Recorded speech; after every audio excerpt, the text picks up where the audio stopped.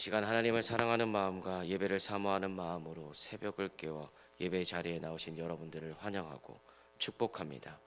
이 시간 말씀을 통하여 하나님의 사랑을 누리며 또 하나님의 은혜를 경험하는 귀한 시간이 되시길 간절히 소원합니다.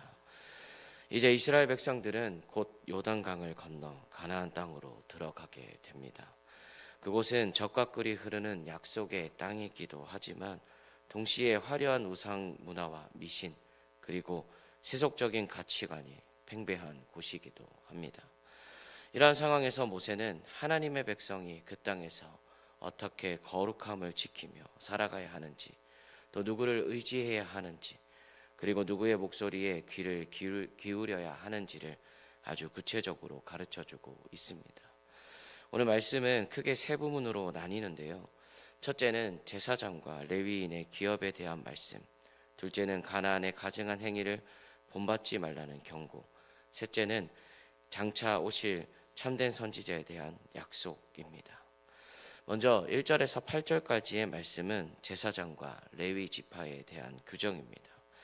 하나님께서는 가나안 땅을 정복한 후 각 지파에게 땅을 분배해 주시지만 오직 레위 지파에게는 땅을 기업으로 주지 않으셨습니다. 1절에서 2절 말씀에 보면 이렇게 기록하고 있습니다. 레위 사람 제사장과 레위의 온 지파는 이스라엘 중에 분깃도 없고 기업도 없을지니 그들은 여호와의 화제물과 그 기업을 먹을 것이라. 그들이 그들의 형제 중에서 기업을 가지지 않을 것은 여호와께서 그들의 기업이 되심이니 그들에게 말씀하심 같으니라. 이것은 레위인들에게 큰 결핍처럼 보일 수 있습니다. 남들은 다 자기 땅을 가지고 농사를 짓고 또 재산을 불려 나갈 때 레위인들은 눈에 보이는 땅이 한 평도 없습니다. 그러나 이것은 결핍이 아니라 가장 큰 특권입니다. 왜냐하면 온 우주의 주인이신 하나님께서 친히 그들의 기업, 곧 그들의 재산이 되어 주시겠다고 약속하셨기 때문입니다. 하나님께서는 레위인들 모든 지파 중에서 택하셨습니다.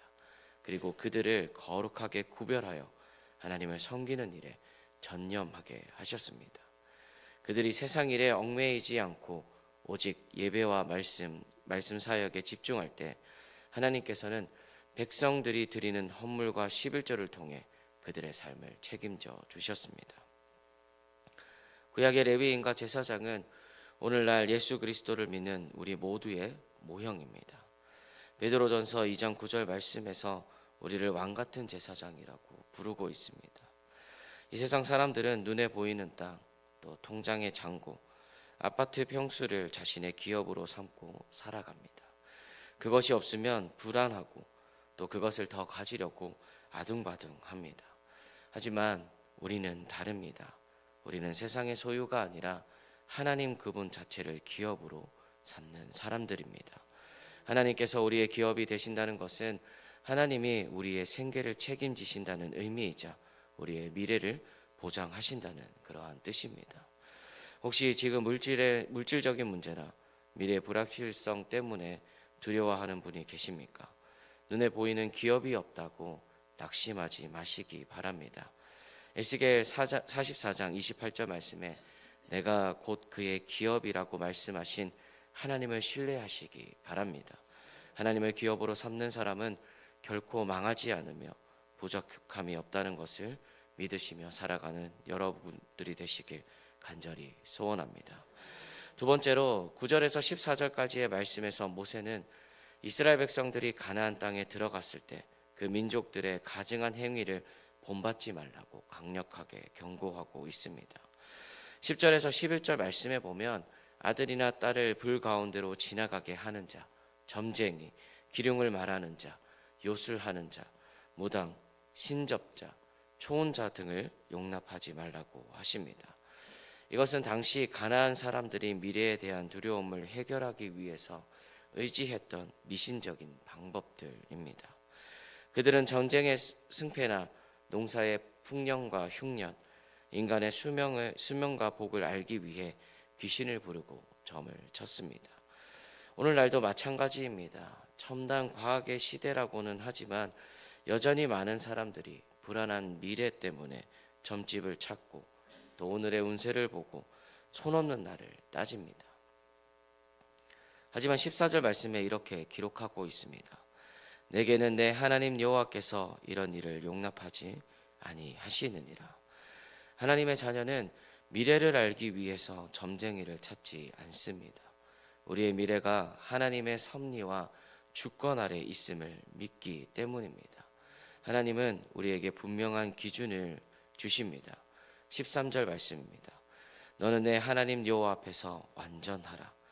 여기서 완전하라는 이 말은 우리가 죄를 하나도 짓지 않는 무결점의 상태가 되라는 뜻보다 하나님을 향한 마음이 갈라지지 말고 전심이어야 한다는 그러한 뜻입니다. 세상과 하나님 사이에서 양다리를 걸치지 말라는 것이죠. 하나님을 믿는다고 하면서 한편으로는 세상의 방식과 미신적인 요행을 바라는 것은 영적인 간음입니다. 우리는 세상 속에서 살아가고 있지만 세상 속에 속한 자가 아닙니다. 우리는 하나님을 닮아가는 거룩한 백성입니다. 세상의 가증한 풍습을 끊어내고 오직 하나님 한 분만으로 만족하며 그분 앞에서 흠없는 자로 살아가기를 힘쓰시는 여러분들이 되시길 간절히 소원합니다. 마지막으로 모세는 15절 말씀에서 놀라운 예언을 하고 있는데요. 그 말씀을 읽어드리겠습니다. 내 하나님 여호와께서 너희 가운데 내 형제 중에서 너를 위하여 나와 같은 선지자 하나를 일으키시리니 너희는 그의 말을 들을지니라. 여기서 나와 같은 선지자는 1차적으로 모세의 뒤를 이을 여호수아나 그에게 선지자들을 의미할 수 있지만 궁극적으로는 예수 그리스도를 가리키고 있습니다. 모세는 이스라엘의 위대한 지도자였습니다. 그는 율법을 받아 전해준 입법자였고 하나님과 백성 사이를 중재한 중보자였으며 백성을 종살이에서 해방시킨 구원자였습니다. 하지만 모세는 그림자일 뿐입니다. 그 실체는 바로 예수님이십니다. 예수님은 모세보다 더 위대한 입법자이십니다. 모세는 돌판의 율법을 받았지만 예수님은 우리의 마음에 새 언약의 법을 새겨 주셨습니다. 예수님은 모세보다 더 위대한 중보자이십니다. 모세는 백성들이 죄를 지었을 때 기도로 중재를 했지만 예수님께서는 친히 자신의 몸을 십자가에 내어 주심으로 영원한 속죄를 이루셨습니다. 예수님은 모세보다 더 위대한 인도자이십니다. 모세는 이스라엘 백성들을 가나안 입구까지만 인도했지만 예수님께서는 우리를 영원한 하나님 나라 천국으로 인도하십니다. 하나님께서는 19절 말씀에서 엄중하게 경고하고 계십니다. 누구든지 내 이름으로 전하는 내 말을 듣지 아니하는 자는 내게 벌을 받을 것이요. 우리가 살고 있는 이 시대는 거짓 선지자들이 판을 치는 시대입니다. 20절의 말씀처럼 자기 마음대로 말하는 자들, 하나님의 말씀이 아닌 것을 하나님의 말씀인 양 포장해서 사람들을 미혹하는 자들이 너무나도 많습니다. 이단의 세력들이 그러하고 때로는 우리의 길을 즐겁게만 하려는 왜곡된 메시지들이 그러합니다. 거짓 선지자들을 우리는 어떻게 구별할까요? 22절 말씀에 보면 그 말에 증언도 없고 성취함도 없으면 하나님이 보내신 자가 아니라고 했습니다. 참된 말씀은 반드시 역사와 삶 속에서 성취됩니다. 그리고 무엇보다 그 말씀이 성경의 진리와 일치하는지 예수 그리스도를 드러내는지 우리는 보아야 합니다. 오늘 신명기 18장의 말씀을 통하여 우리는 세 가지 영적인 교훈을 얻었습니다. 첫 번째, 세상의 소유가 아닌 여호와 하나님을 우리의 기업으로 삼아야 합니다.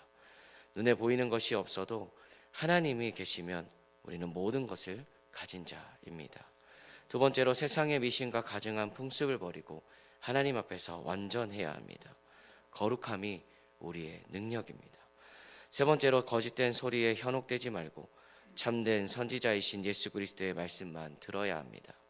세상이 주는 두려움이 몰려올 때에 하나님께서 나의 기업이심을 고백하며 살아가시기 바랍니다. 결정해야 할 일이 생길 때 점이나 운세가 아니라 하나님 앞에 엎드려 기도할 수 있기를 바랍니다. 그리고 혼탁한 세상 속에서 오직 주의 말씀에 귀를 기울이며 순종의 길을 걸어가는 여러분들이 되시길 간절히 소원합니다. 기도하시겠습니다. 오늘 이 새벽 저희를 왕같은 제사장으로 불러주시고 세상의 그 어떤 것이 아닌 하나님 자신을 저희의 영원한 기업으로 삼아주시니 감사합니다. 저희가 세상의 어떤 것을 의지하지 않게 하시고 오직 주님 한 분만으로 만족하는 굳건한 믿음을 허락하여 주시옵소서. 저희 안에 여전히 남아있는 세상의 습관과 미신적인 생각들을 성령의 불로 태워주시고 주님 앞에서 흠없고 순전한 자녀로 거듭나게 하여 주시옵소서. 무엇보다 참 선지자이신 예수님의 음성에 귀 기울이기를 원합니다. 세상의 소란함 속에서도 주님의 세미한 음성을 분별하게 하시고 그 말씀에 온전히 순종하며 나아갈 때 저희의 삶 가운데 하나님의 뜻이 성취되는 역사를 보게 하여 주시옵소서. 이 시간 주님께 주신 은혜에 감사하며 믿음의 결단을 담아 귀한 예물을 드립니다. 드려진 손길들을 기억하여 주셔서 하늘의 신령한 복과 땅의 기름진 복으로 채워주시고 예물에 담긴 간절한 기도의 제목들이 하나님의 은혜 안에서 아름답게 응답되게 하여 주시옵소서. 또 그 응답을 통하여 더욱 주님만을 의지하는 믿음의 가정이 되게 하여 주시옵소서. 우리 교회 모든 성도님들을 기억하여 주시기 원합니다. 하루하루 살아가는 모든 순간 속에 하나님의 사랑과 은혜가 넘치게 하시고 어떤 상황에서도 늘 감사하며 살아가는 복된 인생들이 되게 하여 주시옵소서. 특별히 육신의 질고로 고통받는 환우들을 위해 기도합니다. 주님께서 친히 찾아가 주셔서 병마와 싸우느라 지친 마음을 위로하여 주시옵소서. 주님의 피 묻은 손으로 아픈 부위를 어루만지사 속히 회복되고 치유되는 기적을 베풀어 주시옵소서. 오늘 하루도 임마누엘 주님과 동행하는 승리의 날이 될 줄 믿사오며 우리를 구원하신 예수 그리스도의 이름으로 기도드립니다. 아멘.